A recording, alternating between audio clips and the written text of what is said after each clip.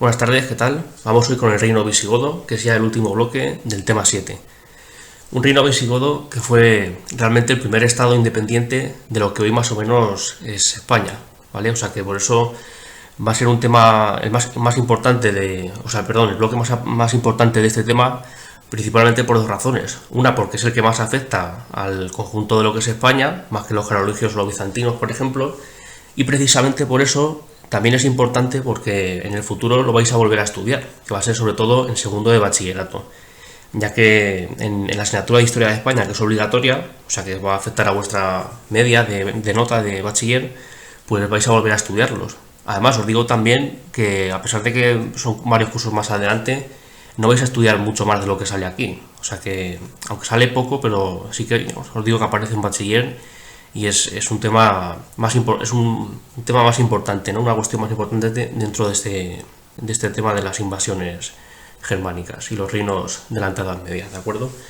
Bueno, precisamente por la importancia que tiene, lo voy a dividir en dos vídeos. Uno primero sobre la evolución histórica del reino visigodo, lo más importante de cómo se forma sobre todo, y algunas fechas importantes que debemos controlar o algunos reyes, y luego un segundo vídeo que será más de aspectos religiosos, culturales y sociales, dentro de lo poco que sabemos de esta época, porque es muy lejana en el tiempo y las fuentes no son las mejores, pero aún así sí que podemos estructurarlo lo suficientemente bien, ¿vale? Esto, si le preguntáis a vuestros padres o a vuestros abuelos por el tema de los visigodos, es posible que os digan que ellos tuvieron que estudiar de memoria la lista de los reyes godos, o sea que no creo que tengan muy buenos recuerdos, pero afortunadamente eso ha cambiado bastante y ahora ni mucho menos hay que aprendérselos, sino que estudiamos todo tipo de cosas, ¿no? Aspectos, ya os digo, históricos y culturales, y algunos reyes importantes, pero no todos, acerca de este periodo. Bueno, este primer vídeo, como os digo, va a tratar sobre todo sobre las páginas 28 y 29, aunque de la 29 solamente vamos a tener en cuenta la primera mitad, ya que la segunda va a entrar dentro del apartado de aspectos religiosos y culturales y artísticos, ¿de acuerdo? Bueno, esta es la primera parte de la 28, ¿y qué es lo que tenemos aquí? Pues nos habla en principio sobre los germanos en general en la península ibérica.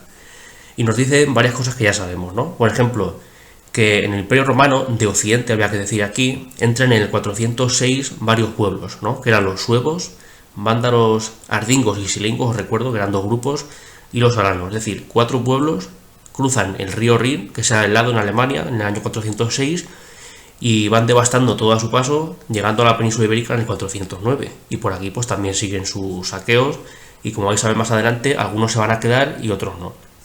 Entonces, como dice aquí, el ejército romano de Occidente se encontraba muy debilitado, y ahora veremos por qué causas también, ¿no? El caso es que estaban muy debilitados, y al no poder afrontar ellos esas invasiones, firman un tratado con los visigodos, que es otro pueblo germánico, en el 418, ¿vale? Esta es una fecha también interesante, porque va a ser el principio de que los visigodos se asienten por esta zona y acaben en España incluso. Entonces, fijaos qué curioso, van a ser aliados de los romanos a partir de entonces, los visigodos, y ¿qué van a tener que hacer? Pues van a tener que acometer la tarea de entrar a la península a encargarse de esos otros invasores que habían entrado, ¿vale? Porque ellos ya no van a ser considerados invasores, sino más bien aliados. Pero bueno, eso va a ser tras una larga historia que vamos a ver a continuación. Como veis, después de eso se va a formar un reino que, aunque diga aquí en el 476 que empieza a ser un reino desde entonces, realmente lo va a ser ya de forma anterior, ¿no? Lo que pasa es que hasta el 476, como sabéis, todavía va a haber emperador de Occidente, y en ese año va a ser cuando se acabe definitivamente, ¿no? Echan a Rómulo Augusto y ahí definitivamente se acaba el Imperio Romano de Occidente. Bueno, ahora vemos toda esa parte de aquí, ¿vale? También lo del 507, etc. Vamos con los mapas.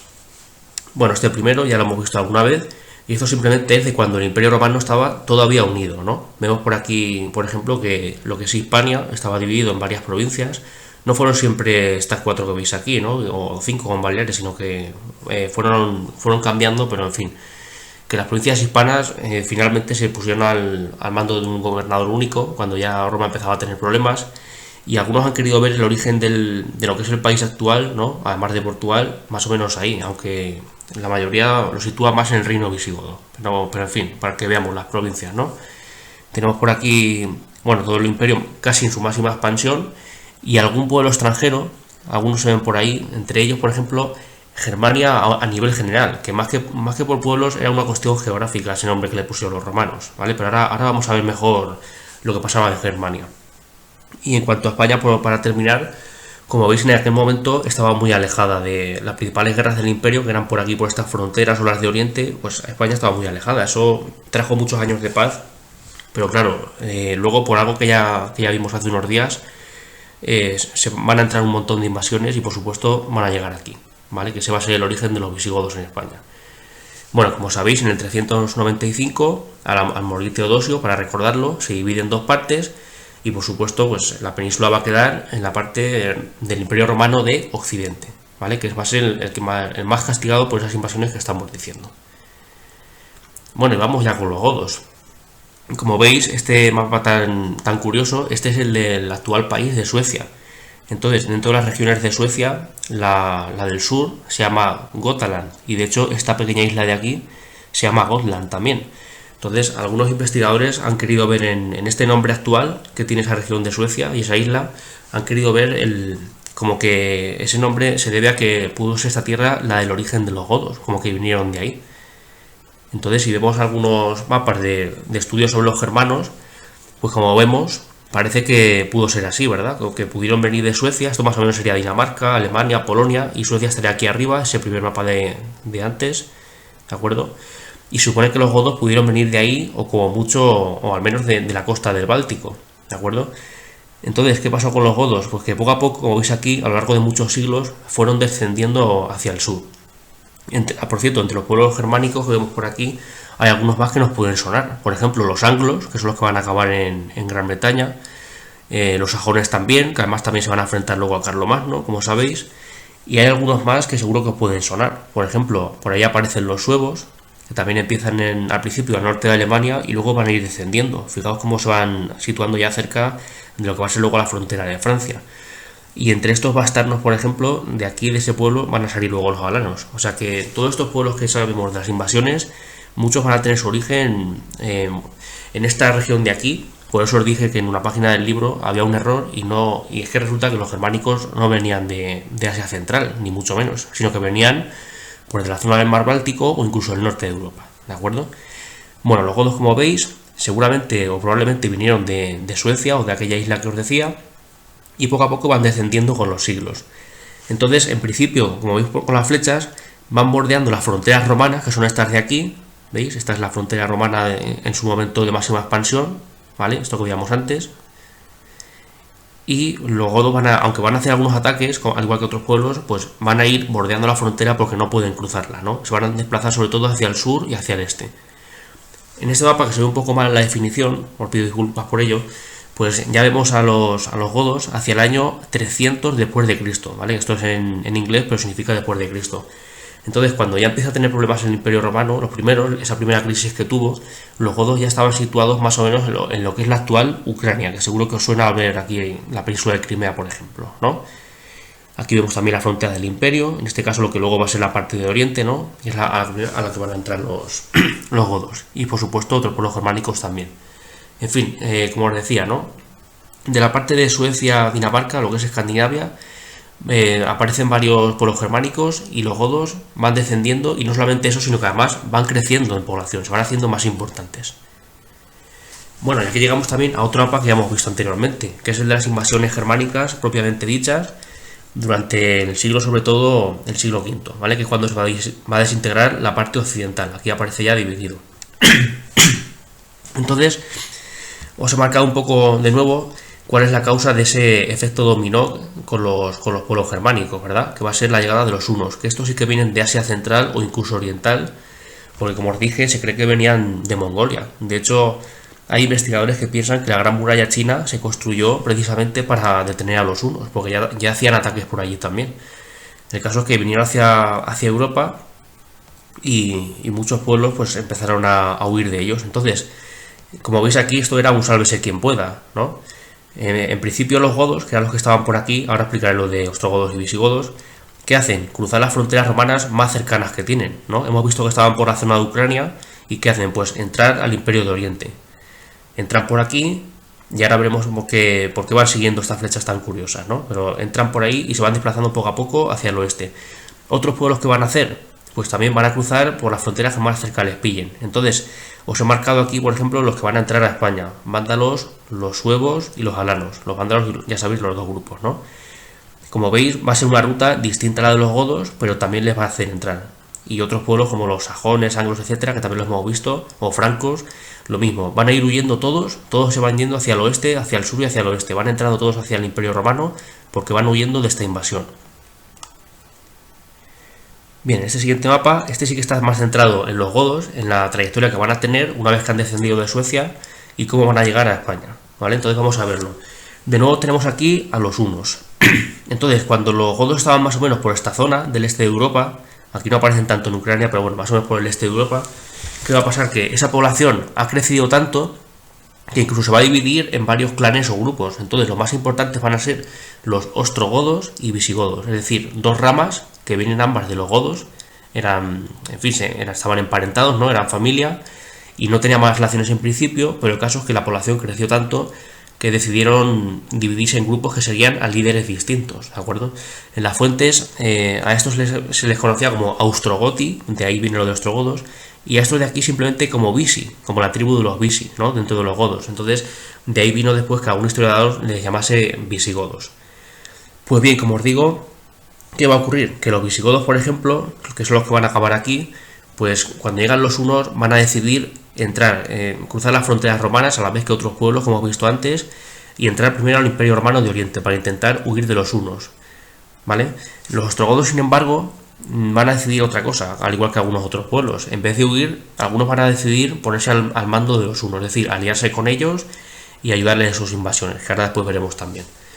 Bueno, los visigodos, como veis, bordean Constantinopla, que como vimos ya anteriormente era una ciudad que era prácticamente imposible de conquistar, o sea, que ahí no van a poder, pero eso sí, saquean Grecia. Por cierto, aquí hay un año que parece que es mucho más antiguo que otras fechas, y no es un error, es que realmente en ese siglo los godos ya hicieron un descenso, entraron en el Imperio Romano cuando estaba unido todavía, y también saquearon Grecia, o sea que Grecia fue saqueada al menos 2 veces de forma importante por los godos. Pero bueno, quitando esta fecha, los visigodos, cuando ya huyen de los hunos, que es mucho más tarde, vuelven a pasar por Grecia, la saquean y se vienen a la zona de Dalmacia, más o menos. Durante un tiempo permanecen ahí. Y entonces, ¿qué pasa? Que en esos años, tanto el Imperio de Oriente como el de Occidente se olvidan un poco de ellos e intentan centrarse en otros pueblos, porque realmente está en una zona que es tierra de nadie, ¿no? Como hemos visto aquí en esta división, se quedan más o menos por aquí. Pero ¿qué pasa? Que los visigodos siguen necesitando más espacio para su gente, establecerse en algún sitio de forma definitiva y van a avanzar más. ¿Qué pasa? Que al final llegan a la propia Roma y la saquean en 410. Esta fecha fue muy importante en su momento porque hacía como casi 800 años que ningún ejército extranjero conseguía entrar en la ciudad de Roma y saquearla, ¿no? Conquistarla. Entonces eso fue muy, muy llamativo en aquella época. En ese momento la capital, por cierto, de Occidente era Rávena, que era una ciudad en medio de unas tierras pantanosas mucho mejor defendida. O sea que el emperador de entonces ni siquiera estaba ya en Roma, y eso también fue una de las causas de que fuera tan fácil de conquistar. ¿Qué pasa después de lo de Roma? Pues nada, que los visigodos siguen avanzando, haciendo ahí conquistas en Italia también, pero no se quedan. Y al final, en una fecha que hemos visto antes, en el 418, como ya sabéis, Roma por fin da su brazo a torcer y dice: mira, vamos a hacer un pacto con vosotros, os vais a partir de ahora vais a pertenecer al Imperio Romano y os vais a quedar en esta zona de aquí, en la Galia, en una provincia que se llama Aquitania. Os vais a quedar aquí, esa va a ser vuestra capital, y ahora vais a formar parte del Imperio Romano. Entonces, ¿qué pasa? Que a cambio de darles ese territorio, que era un territorio que ya no les servía de mucho a los romanos, pues también les van a pedir que a cambio de eso se encarguen de esos pueblos que han entrado ahí, a la península.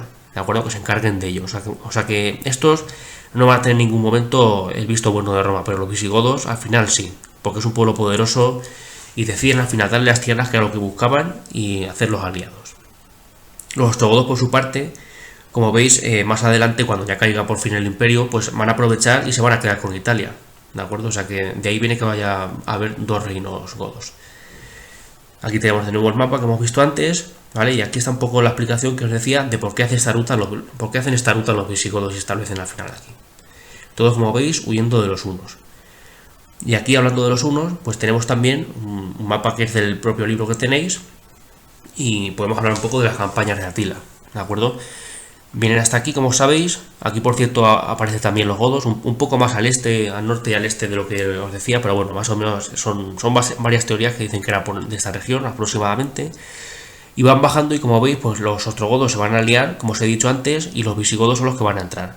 Se ve de nuevo la ruta y os he puesto las fechas para que sea un poco menos confuso que las que salen en el mapa, que es un resumen de mucho tiempo, ¿no?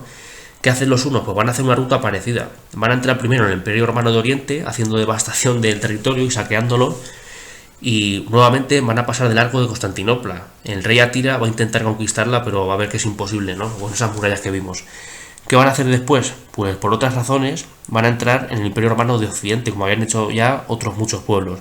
Entonces van a devastar lo que es Francia y Alemania actuales, pero finalmente van a perder en los campos cataláunicos. Esta batalla, que es una de las más decisivas de Europa, como ya os dije, fue la gran derrota de Atila, y en el bando victorioso estuvieron no solamente los romanos de Occidente, sino también los visigodos. Y es que los visigodos ya estaban por aquí asentados, como os he dicho antes, 418, y van a ayudar a los romanos a derrotar a los hunos. Aún así, Atila al año siguiente de esta batalla volverá a Italia a intentar conquistar la propia Roma, pero un papa va a ser el que consiga convencerle de que desista. Se supone que le sobornó, pues no lo sabemos muy bien. Después de eso, Atila muere el año siguiente, en el 453, y el Imperio I prácticamente, que era toda esta zona de por aquí, desaparece de la nada. ¿De acuerdo? O sea que en ese momento, ¿qué ha ocurrido? Estas pedazos de invasiones que hemos visto han dejado el Imperio Occidente muy debilitado. De hecho, han perdido ya Britania la han perdido, Hispania la han perdido también, el norte de África también la van a perder. O sea, está herido de muerte prácticamente. Después de los hunos ya no queda casi nada del Imperio Romano Occidente, que de hecho, como sabéis, pocos años después, en el 476, se va a acabar por fin, ¿vale? Mientras que Oriente, pues fijaos, tanto por Constantinopla, que es una capital muy difícil de conquistar, como por el propio imperio, que la mayoría está en Asia, ¿no? O en África, hay que cruzar el mar para llegar, pues se va a defender y por eso va a resistir, como ya vimos con los bizantinos. Bueno, y nos centramos ya en la península ibérica, ¿vale? Ahora vamos con estos pueblos, vándalos, suevos y alanos, ¿vale? Que han entrado, como habéis visto, muy directamente. Cruzaron el Rin cuando se congeló en el 406, devastan la Galia, bloque Francia, y entran por fin en el 409, cruzan los Pirineos y entran en la península. Entonces, como veis, más o menos van a pasar un poco de largo por aquí, que van a saquear estas zonas y tal, pero van a intentar establecerse en otras zonas de España. Entonces, los silingos, por ejemplo, van a ir a Andalucía y luego a que cruzarán a África y se establecerán por Cartago, como sabéis. Los alanos se van a quedar en parte de Portugal, en La Mancha también, como veis, y el sureste de la península, mientras que los asdingos y los suevos se van a quedar con el noroeste, lo que es más o menos Galicia y el norte de Portugal. Que esta parte de aquí va a ser luego el reino suevo, porque los suevos van a conseguir conquistarlo definitivamente. En cuanto a cántabros y vascones, no son invasores, son pueblos indígenas de esta zona. Pero ¿qué va a ocurrir? Que no estaban muy romanizados y, aprovechando esta época de caos del Imperio Romano, pues prácticamente se van a hacer independientes en ese momento, ¿de acuerdo? Los visigodos, como sabéis, se van a establecer más o menos por aquí. Aquí lo vemos un poco mejor. Esto ya es del año 418, lo recordáis, ¿no? Los visigodos han estado por Italia, la han saqueado y tal, pero al final han hecho un pacto con el emperador de Occidente, que les ha dicho que se pueden quedar aquí, en esta zona del imperio, en Aquitania, en la Galia, y eso sí, a cambio de quedarse aquí, tienen que contener esas invasiones que han entrado a España. Entonces van a entrar, y aunque van a pasar de largo respecto a los vascos, pues van a conseguir expulsar, por ejemplo, a los alanos, como veis por aquí las flechas, ¿no? Van a ir entrando por el sur y el este, y también a estos vándalos silingos, que lo que van a hacer en realidad va a ser cruzar a África, como os decía, para establecerse en Cartago. Los que van a sobrevivir van a ser los suevos, de momento, ¿vale? Van a resistir porque está en un área más arrinconada, no van a tratar de conquistar más sitios, y al estar en un área arrinconada y montañosa, pues en principio los visigodos no lo van a conquistar. ¿Qué va a pasar? Como ya os he dicho antes, el Imperio Romano va a estar tan debilitado por las invasiones de los hunos que ya prácticamente casi ni va a prestar atención a España, ¿no? Como le había pasado, por ejemplo, con Gran Bretaña. Y eso, al final, algunos reyes visigodos lo van a aprovechar para ampliar su territorio y no quedarse solamente con esta primera zona, sino con gran parte de Francia y también con gran parte de España. Bueno, esta es la página 29, si no recuerdo mal. Y este mapa, pues claro, como os decía en otros apartados del libro, aparece una síntesis de mucho tiempo en un solo mapa y con varios colores, ¿no? Entonces esto puede ser un poco confuso porque, por ejemplo, nos habla aquí de reino visigodo y reino de Tolosa. Vamos a verlo un poco mejor, ¿de acuerdo? Cuando ya cae por fin el Imperio Romano de Occidente, en el 476, el reino visigodo es un reino independiente, es como un nuevo país, un nuevo estado, ¿de acuerdo?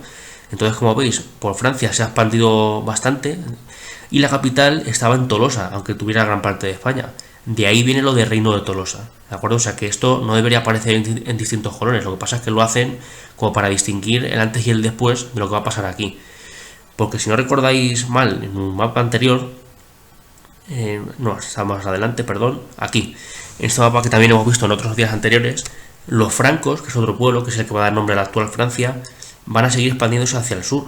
Y de hecho van a entrar en la zona francesa de los visigodos, la Aquitania, y van a derrotarlos en el 507. Otro año importante porque a partir de esa batalla los visigodos se van a retirar de casi toda Francia, de casi todo su territorio aquí, y entonces sí que van a establecer ya por fin la capital en Toledo, ¿de acuerdo?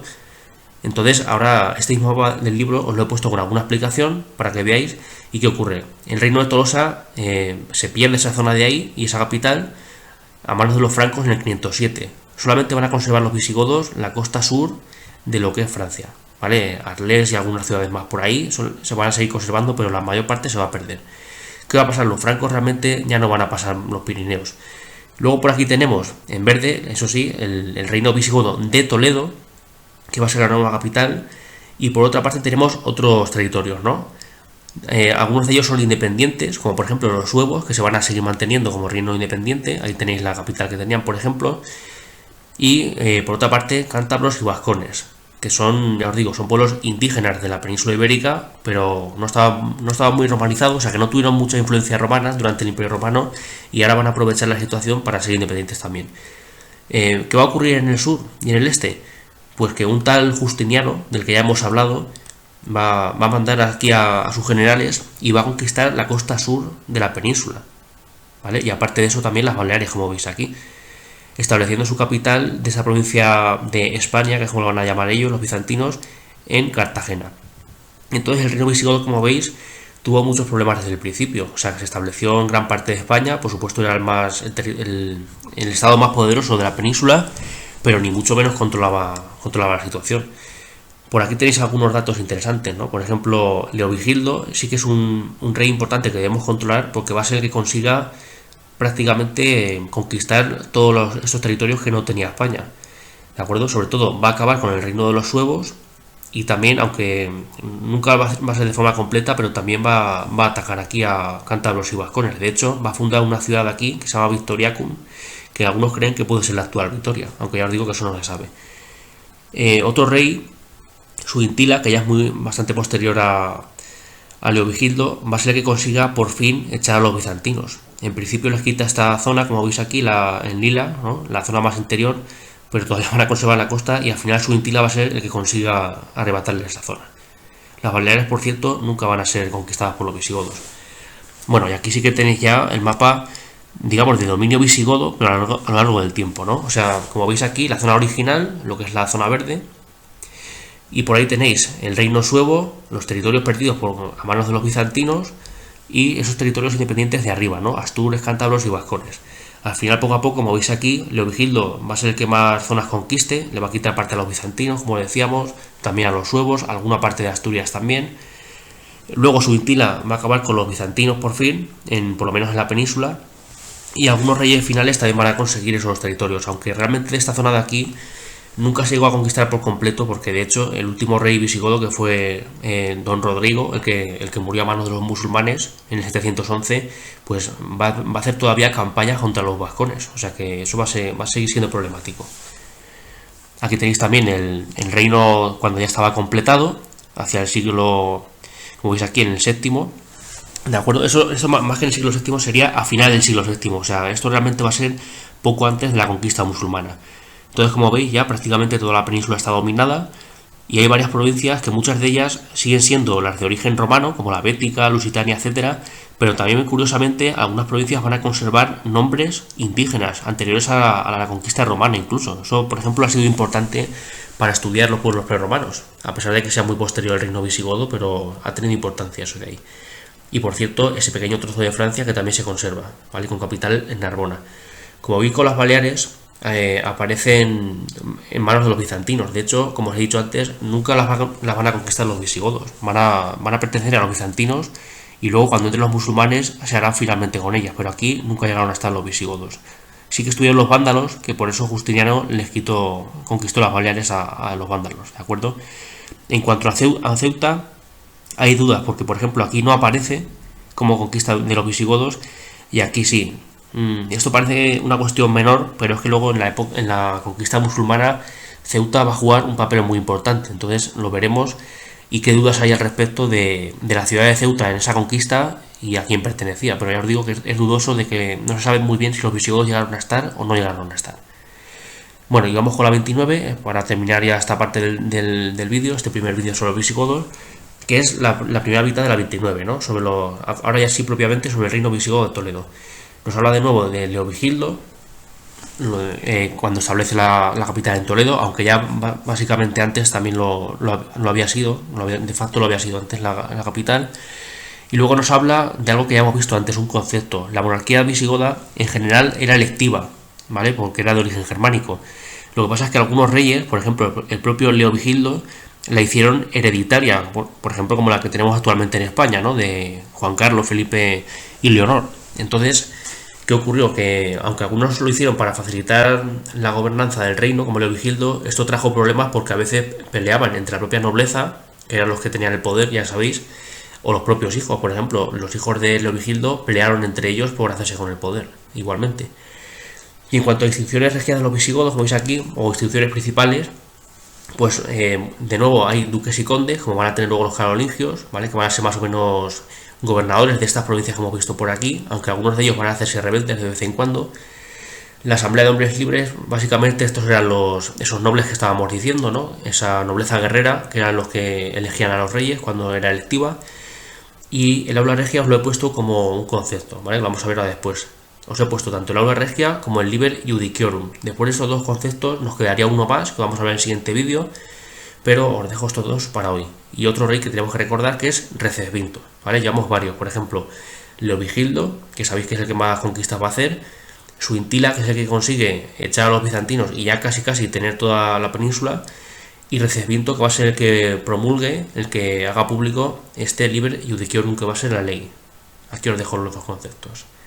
El aula regia, como veis aquí, estaba formado por nobles, eran como comandantes militares, ¿no? Los nobles de esa aristocracia guerrera que os decía, de esa asamblea de hombres libres, y los obispos, que eran muy importantes en la época, tanto católicos como arrianos, que es algo que veremos en el siguiente vídeo. ¿Y qué es lo que hacían? Pues básicamente asesoraban o asistían a los reyes visigodos sobre aquellos asuntos de importancia del reino, ¿no? Tanto de administración como de leyes, como de las conquistas también militares. Y luego el liber judiciorum, de aquí tenemos que saber pues tanto quién lo promulga, Recesvinto, que por eso se conoce también como Código de Recesvinto, y el año, un año que es muy fácil de recordar, 654.